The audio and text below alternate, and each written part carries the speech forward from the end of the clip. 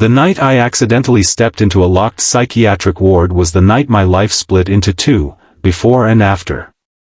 One wrong hallway, one faulty sign, one exhausted moment of inattention, and suddenly I was standing under flickering fluorescent lights, surrounded by quiet pain, sterile smells, and eyes that carried stories too heavy to speak. I had come to the hospital in Columbus, Ohio, to visit my uncle after surgery, but as I wandered through the endless corridors, trying to find the elevator, I pushed through a heavy door marked only with a faded symbol I didn't understand. What I found behind it was not just a ward, but a world of loneliness, struggle, and resilience that would forever change me. If you believe in kindness, second chances, and the power of unexpected connections, please take a moment to like this video, share it with someone who might need hope, leave a comment, and subscribe to the channel. Your support helps stories like this reach hearts that are silently waiting to be touched. Inside that ward, the air felt different, thicker somehow, as if emotions lingered in every corner. People sat in silence, some staring at walls, others pacing slowly, a few rocking back and forth in quiet rhythms. The nurses moved gently, speaking in low tones, careful with every gesture. I froze near the entrance, embarrassed and unsure, ready to turn back, when I noticed a man sitting alone near a window, his forehead pressed against the glass, his hands clenched tightly in his lap. His name, I would later learn, was Matthew. He looked to be in his early 30s, with tired hazel eyes, unkempt dark hair, and the kind of sadness that doesn't cry out but sinks inward. Something in his stillness pulled at me, a silent gravity that made it impossible to leave without at least acknowledging his presence. I stood awkwardly, debating whether to say anything, but the ward itself seemed to urge compassion. I took a few steps forward and sat several feet away, pretending to wait for directions. Minutes passed in silence, yet the air between us felt charged, as if two wounded spirits were recognizing each other. Eventually, he turned slightly, his gaze cautious, searching. I offered a small, uncertain smile. He returned it faintly, and in that tiny exchange, a fragile bridge formed. The nurse soon realized my mistake and guided me out, but before I left, I glanced back. Matthew was still watching, and for reasons I couldn't explain, I felt a sudden ache in my chest, as though I were abandoning someone who needed me. I couldn't forget him. Over the following days, his image haunted my thoughts.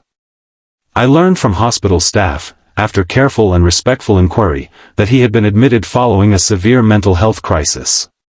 He had lost his parents in a car accident, his job shortly after, and then his home. Depression, anxiety, and isolation had slowly closed in until he broke under the weight. He had no close family left, no visitors, no one waiting outside those locked doors. Something in me refused to accept that reality.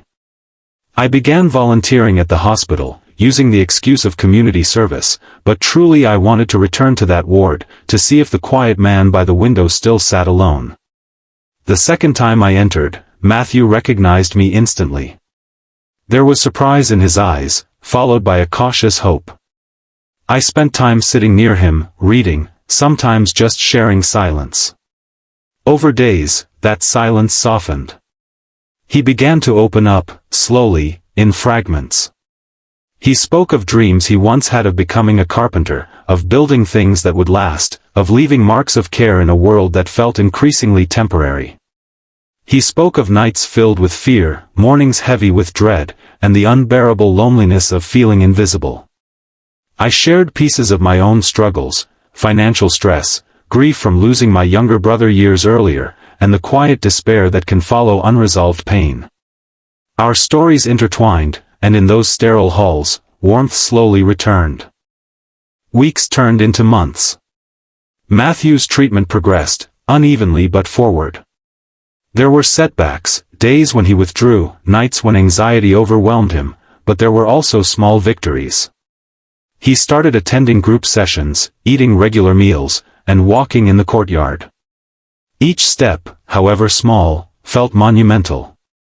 I was there as often as I could be, not as a savior, but as a witness, someone who believed in the possibility of his healing even when he could not. In return, he gave me something equally precious, a reminder that vulnerability is not weakness, and that shared pain can become shared strength. When Matthew was finally discharged, he had nowhere to go.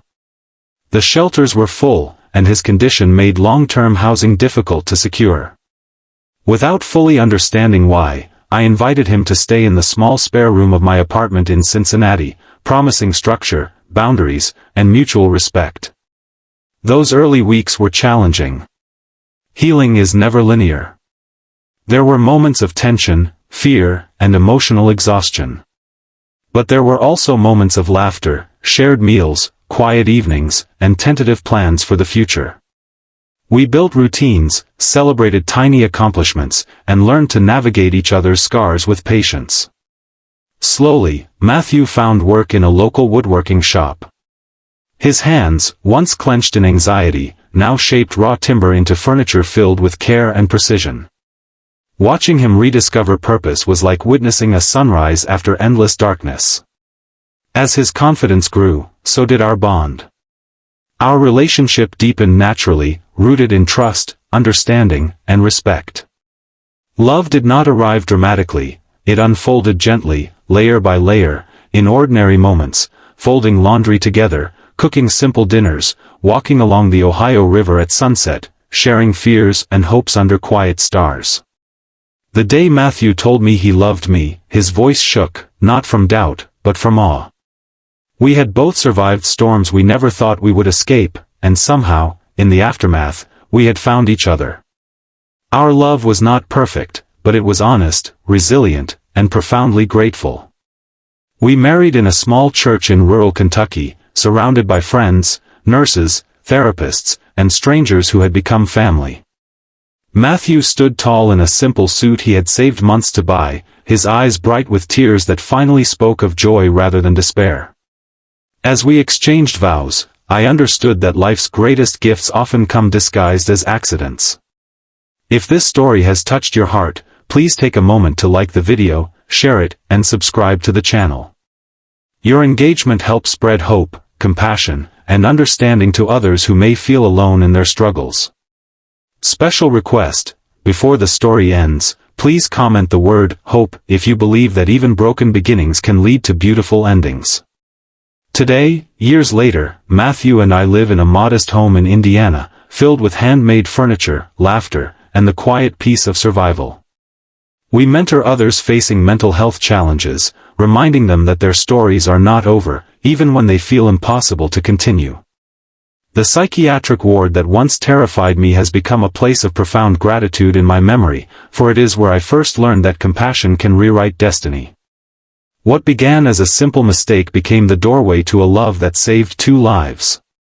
And in that truth, I have found unshakable faith in second chances, in human connection, and in the extraordinary power of kindness.